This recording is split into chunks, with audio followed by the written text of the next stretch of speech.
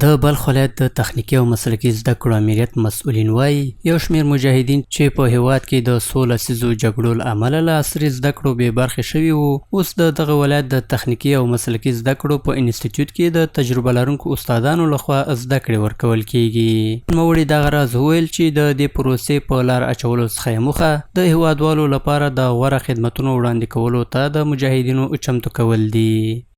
دلته اداره و مدیریت رشته ده، پلانګذاري، ارتباطات، حقوق مبادی، دغه مختلف چې د دې رشتې سره ارتباط لري دغه مضامین ورته تدریسي. یقینا دغه مراکز نه وګرځېدو مجاهدین هم خوښي ښکاره کوي او دا زموږ ستاسو د نظام په اړه باندې ډېر مفید تمامېږي. له بلې خوا هغه شمېر زده کوونکي چې په دغو پروګرامونو کې برخه اخیستې ده له چمتو شویو روزنیزو اسانتیاوو څخه د خوښۍ څرګندولو ترڅنګ ټینګار کوي چې دغه روزنیز پروګرامونه د دوی د مهارتونو او پوهې په لوړولو کې مهم رول لوبوي. دغه برنامه ډیره موثره او ګټوره تمامېږي.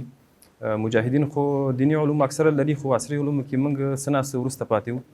نو د عصري علومو په برخه کې داسې برنامې واقعا ګټورې دي او موږ انشاءالله امید لرو چې داسې نورې برنامې هم د مجاهدینو لپاره په لاره واچولی سي.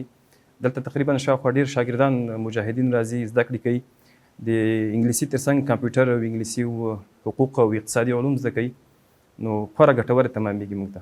په حساب د تخنیکي او مسلکي زده کړې کوو الحمدلله ښه ترتیبونه برابر دي او نظم برابر ده. په خپل ټاکلې موده باندې الحمدلله شاګردان درس ته رسیدګي کوي او دا موږ لپاره ډېره مؤثره تمامېږي او ډېره ملګري انشاءالله په دې باندې په هر څه باندې پوهېږي.